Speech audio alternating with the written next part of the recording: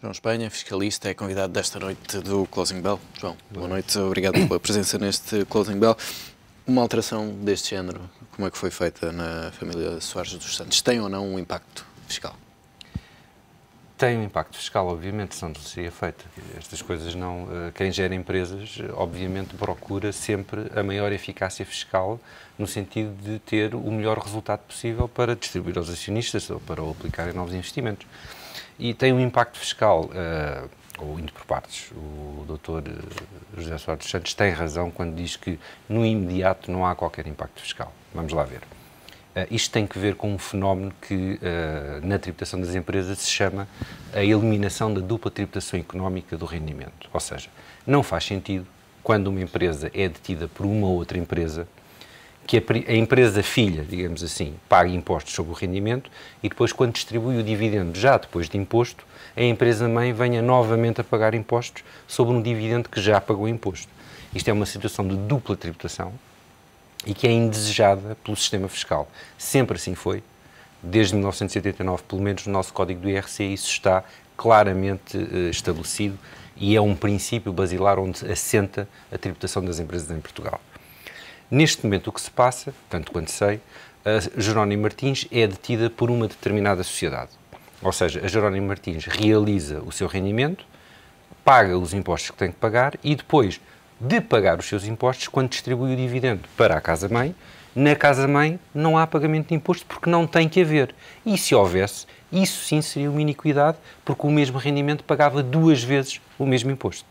E, portanto, o que acontece quando a casa-mãe da Jerónimo Martins se desloca para a Holanda, acaba por ser neutro do ponto de vista tributário, na medida em que, se estivesse em Portugal, o dividendo que recebe da Jerónimo Martins não pagava IRC, ao pagar o dividendo para a Holanda, também não paga IRC em Portugal. Portanto, a neutralidade, como vê neste caso, é evidente. Já não será assim se no futuro a casa-mãe, agora na Holanda, vier a oferir dividendos designadamente de outros Estados que não Estados-membros da União Europeia ou do Espaço Económico Europeu. E essa parece-me que é o grande driver da questão da Colômbia.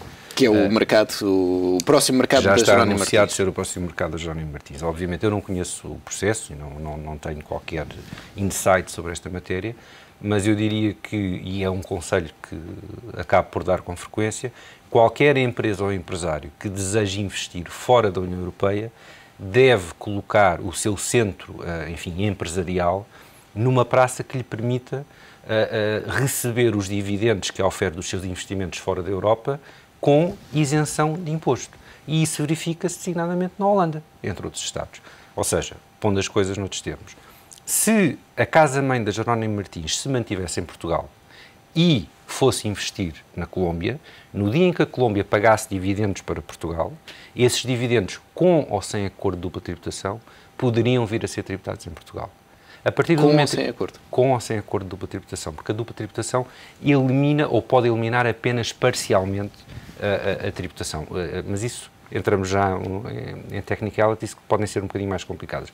O que é importante reter é que, ao contrário do que sucede em Portugal, as holdings holandesas admitem a eliminação da dupla tributação económica, mesmo quando os dividendos vêm de fora da Europa.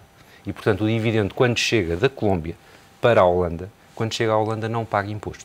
Se viesse para Portugal, teria que pagar algum imposto, deduzido do imposto que já foi pago na Colômbia, no caso, peço desculpa, de haver acordo de dupla tributação. E mesmo não havendo acordo de dupla tributação, a lei portuguesa, designadamente, penso que é o artigo 92 do Código do IRC, prevê medidas unilaterais que atenuam a dupla tributação internacional. Mas aqui falamos de 2 fenómenos conjugados. Um é a dupla tributação internacional e o outro é a dupla tributação económica. A Holanda permite, através do jogo, Portugal já tem neste momento um acordo de dupla tributação assinado com a Colômbia, penso que desde agosto de 2010, mas a Holanda já tem, aliás, tem 100 e tal acordos de dupla tributação, tem uma enorme rede de acordos de dupla tributação, tem essa possibilidade, portanto, de eliminar parte do imposto que é pago na Colômbia e, sobretudo, o dividendo, quando chega à Holanda, não tem que pagar imposto. E, portanto, eu diria que este tipo de reorganização, reestruturação empresarial feita pelo Grupo Jerónimo Martins me parece óbvia e sem merecer qualquer tipo de censura.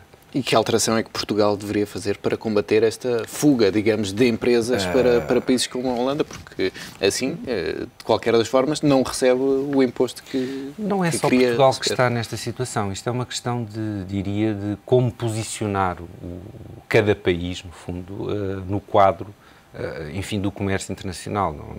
Nós não somos únicos, nem somos especiais. Estamos na mesma posição que a Espanha. A Espanha não. A Espanha já tem um regime particular para algum tipo de holdings. Agora peço desculpa a dizer uma asneira. Os espanhóis são um bocadinho mais rápidos e mais espertos do que nós.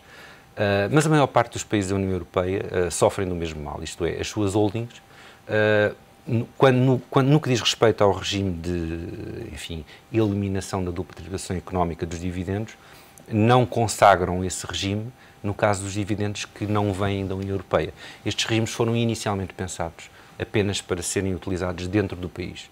E eles foram impostos a Portugal por via das decisões do Tribunal de Justiça da União Europeia e através também da aplicação de algumas diretivas, mas de todo o modo é importante dizer que é uma escolha política e que no fundo se traduz em abdicar de uma parte da receita fiscal para, em troca, convidar as empresas e os grandes investidores a instalarem-se naquele Estado. Gerando A receita Holanda através de faz outros esse trade-off. serviços, provavelmente. A Holanda faz esse trade-off, portanto, desiste de cobrar imposto sobre determinadas realidades. Em contrapartida, tem quase todas as multinacionais que se desejam instalar na União Europeia, instalam-se na Holanda, por alguma razão. Mas podemos falar aqui de desequilíbrios na concorrência com empresas Esta concorrência é mesmo... peço desculpa ter interrompido aqui a questão. Há, evidentemente, concorrência fiscal entre os Estados, mesmo dentro da União Europeia. Os regimes são distintos, as taxas são distintas, e eu diria que para a captação de investimento internacional no que diz respeito ao comércio internacional, a Holanda, o Luxemburgo, a Irlanda, a Espanha, que fez uma boa tentativa, Malta, estão muito melhor posicionados do que Portugal. É muito difícil qualquer investimento de vulto, é quase impossível não passar por essas praças que acabei de referir.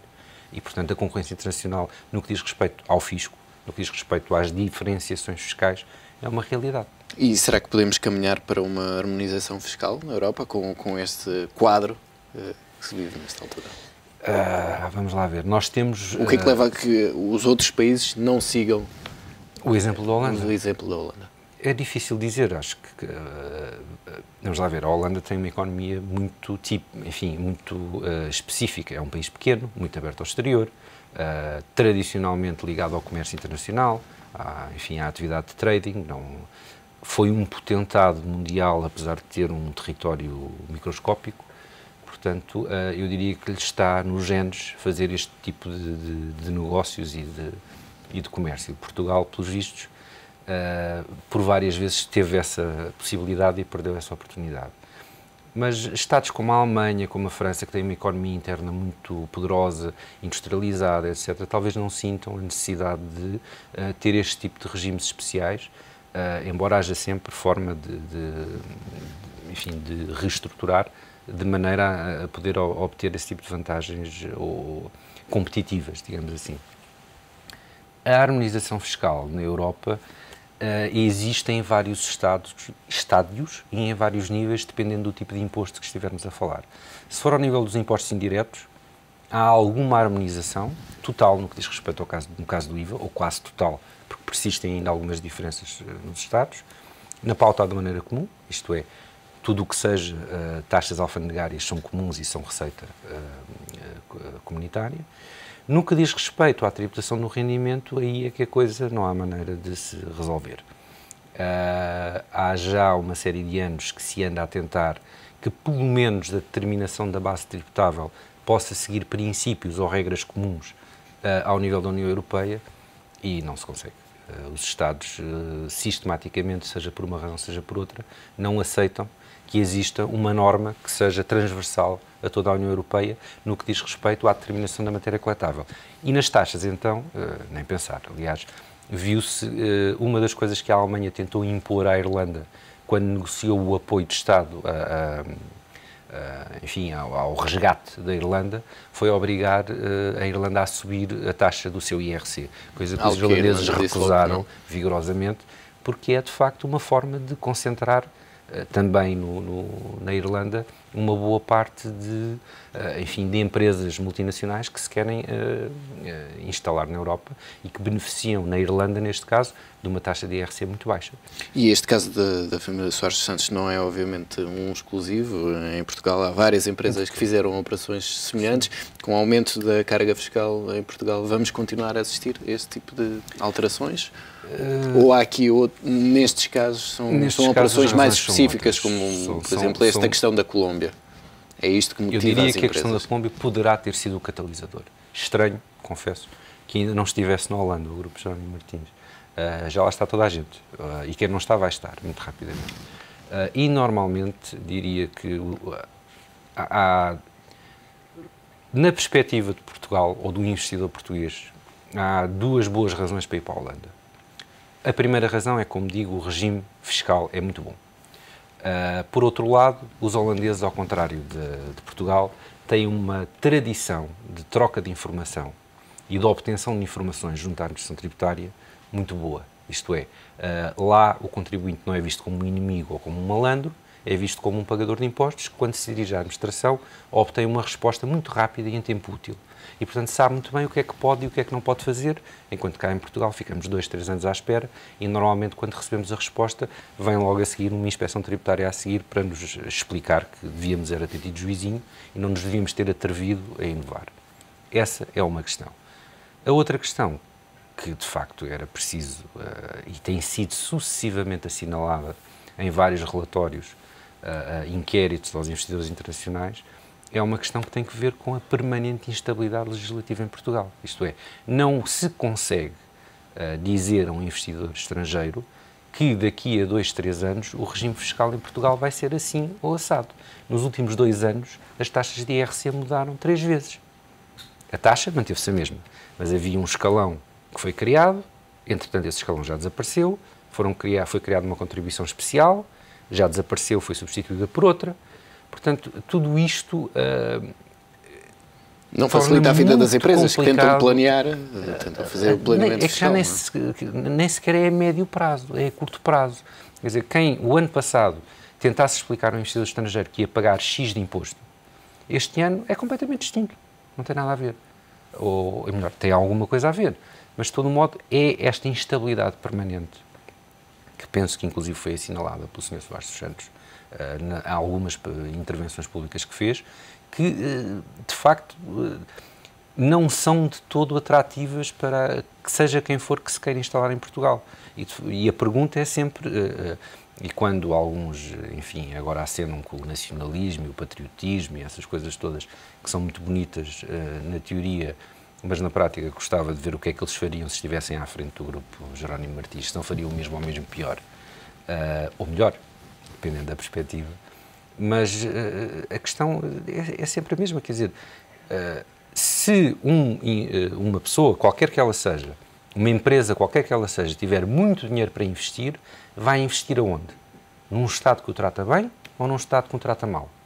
Num Estado onde sabe com o que conta ou num Estado onde não sabe com o que conta? Isto é fundamental. E Portugal, nesse aspecto, tem andado sistematicamente mal. Os nossos orçamentos de Estado são sempre tentativas de reformas fiscais. Assim não se consegue. E este é o reflexo dessa política? Esse é um reflexo dessa política. Quer dizer, não há nada a apontar ao Grupo Jerónimo Martins ao fazer esta operação. Antes, pelo contrário, há que dar os parabéns. Nem em termos, digamos, morais, não é? Colocando aqui de lado as questões técnicas. Nem vejo aqui uma questão... Repare, que isto se o Grupo Jerónimo Martins não transferisse esta participação para a Holanda, não era uma questão de iniquidade ou de moralidade, era uma questão de, enfim, nas palavras de um senhor que já faleceu há algum tempo, mas que percebia destas coisas, estavam basicamente a ser otários fiscais. A questão é só essa. Quer dizer, quem é que não tem o seu centro de operações na Holanda? A PT? A Galp? Como é? Estas coisas são... as empresas não se deslocalizam porque lhes apetece, ou porque não são nacionalistas, ou porque não pretendem contribuir para a riqueza do país. As empresas deslocalizam porque têm que ser, porque é a única forma de aumentar os seus resultados e, eventualmente, pode ser que a médio prazo esse aumento de resultados possa vir a ter reflexos positivos na economia nacional. Agora, não se pode é pedir a um gestor, seja ele qual for, que, podendo licitamente pagar menos imposto, pague-o apenas porque sim. Isso não é gerir bem. A concorrência não permite isso. E as coisas estão aí para serem utilizadas. Portanto, não há determinado tipo de comentários que tenho ouvido sobre esta matéria que são, enfim, do ponto de vista intelectual, de uma desonestidade absolutamente atroz. João Espanha, muito obrigado por estas explicações e a presença neste Closing Bell.